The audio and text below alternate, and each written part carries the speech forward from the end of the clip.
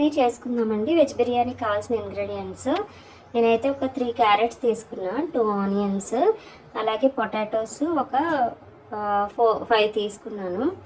ఈ cashew nuts ఉంటాయి కదా, కొంచెం తీసుకున్నా. ఈ యొక్క పచ్చిమిర్చి ఒక 5 or 6 తీసుకున్నాను. ఇక్కడ అలాగే అల్లం వెల్లుల్లి పేస్ట్ చేసుకోవడానికి అల్లము వెల్లుల్లిపాయలు తీసి పెట్టుకున్నాం. వెల్లుల్లిపాయలు మొత్తం ఒక బంచ్ తీసుకున్నా. అలాగే నెయ్యి, తగినంత సాల్ట్ మనం వేసుకుందాము. అలాగే బిర్యానీ సరుకులు అవి కూడా వేసుకుందాం. బిర్యానీ సరుకులు అంటే ఇలాగా బిర్యానీ ఆకు, అలాగే దాల్చిన చెక్క, లవంగ మొగ్గలు, యాలక్కాయలు, అలాగే కొంచెం జాపత్రి, ఇలాగ స్టార్ పువ్వు ఉంటుంది కదండి, ఇవన్నీ వేసి పెట్టుకుంటాము. కొంచెం ఘాటుగా కావాలంటే ఇలా ఎక్కువ మసాలా వేసుకోవాలి. అల్లం వెల్లుల్లి పేస్ట్ కూడా ఎక్కువ తీసుకుంటాము.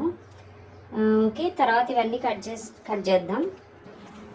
ఇలాగా మొత్తం అన్నీ కట్ చేసేసుకున్నామండి. క్యారెట్స్, ఆనియన్స్, పొటాటో, పచ్చిమిర్చి, అలాగే క్యాష్యూ నట్స్, బఠానీ. ఇవి వేడి నీటిలో వేసి చక్కగా వాష్ చేసి తీసినవన్నమాట, లేకపోతే వైట్ లేయర్లా పట్టేస్తుంది. అలాగే అల్లం వెల్లుల్లి పేస్ట్ తీసుకున్నాము. అలాగే బిర్యానీ సరుకులు, ఇలాగే గీ తీసుకున్నాము. మనం మొత్తం ఆయిల్ వేయకుండా ఓన్లీ గీతో చేద్దాం, చాలా టేస్టీగా ఉంటుందండి. తర్వాత ప్రొసీజర్ చూద్దాం. ఇలా గీ వేసుకున్నాం కదండి. గీ వేసుకున్న తర్వాత ఇక్కడ బిర్యానీ సరుకులు ఉన్నాయి కదా, అవి వేసుకుందాం.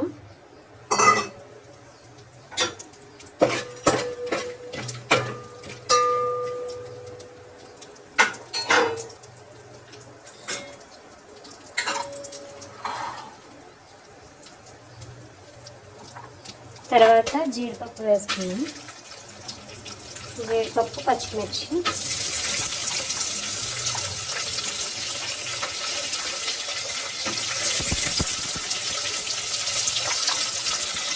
ఆయిల్ అసలు వేయలేదండి దీంట్లో, ఓన్లీ గీనే వేసాను. ఒకవేళ కొంచెం ఫ్యాట్ అనుకున్న వాళ్ళు అయితే ఓన్లీ కొంచెం ఆయిల్ వేసుకుంటే సరిపోతుంది. ఇలాగన్నీ వేసుకున్నాయి కదా, వండేవన్నీ.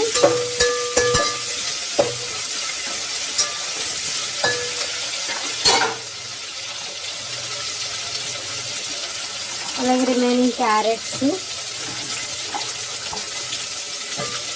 పొటాటో, బఠానీ అన్నీ వేసేసుకున్నాం.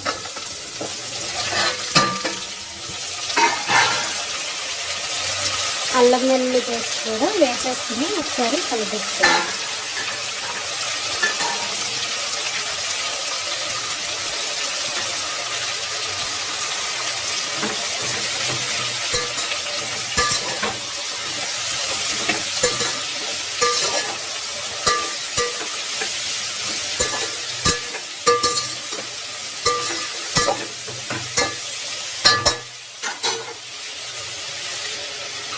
ఇలాగా ఉడుకుతున్నాయి కదండి మొత్తము.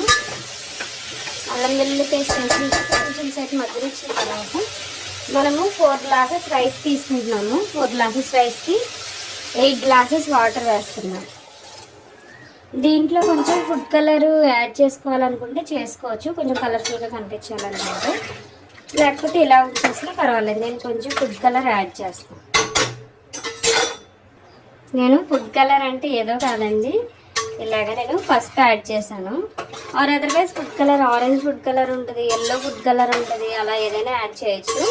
మళ్ళీ ఫుడ్ కలర్ ఎందుకులే అని ఎల్లో కలరు అంటే మన టర్మరిక్కే యాడ్ చేశాను అనమాట. ఇలాగ మనం కాసేపు దీన్ని మరగనిద్దాం. పొంగు వచ్చిన తర్వాత అప్పుడు రైస్ వేసుకుందాం. ఇప్పుడు ఇలా మరుగుతుంది కదండి, ఇప్పుడు దీంట్లో రైస్ వేసేద్దాము.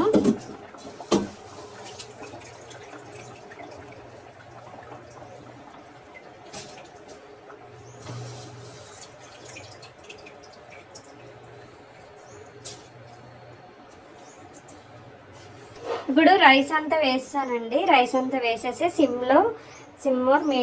ఇలాగ మీడియం ఫ్లేమ్లో అలా మూత పెట్టేసి ఉంచుదాం అయ్యేంత వరకు. ఇప్పుడు ఎంతవరకు వచ్చిందో మూత తీసి చూద్దామండి. ఇలా అయ్యింది కదా, చూద్దాం అయిందో లేదో.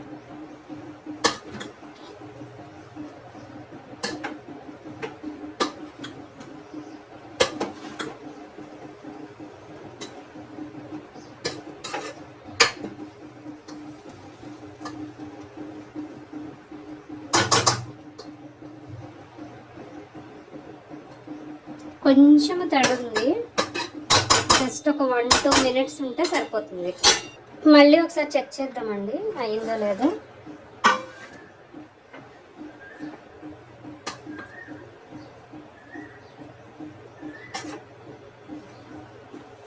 అయిపోయింది.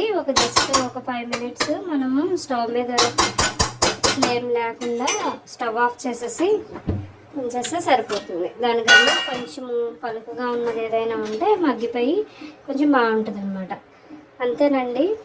మీరు కూడా మీ ఫ్యామిలీ మెంబర్స్కి చేసి టేస్ట్ చేసి నాకు ఎలా ఉందో కామెంట్ చేయండి, లైక్ చేయండి, షేర్ చేయండి, సబ్స్క్రైబ్ చేయండి. Thank you.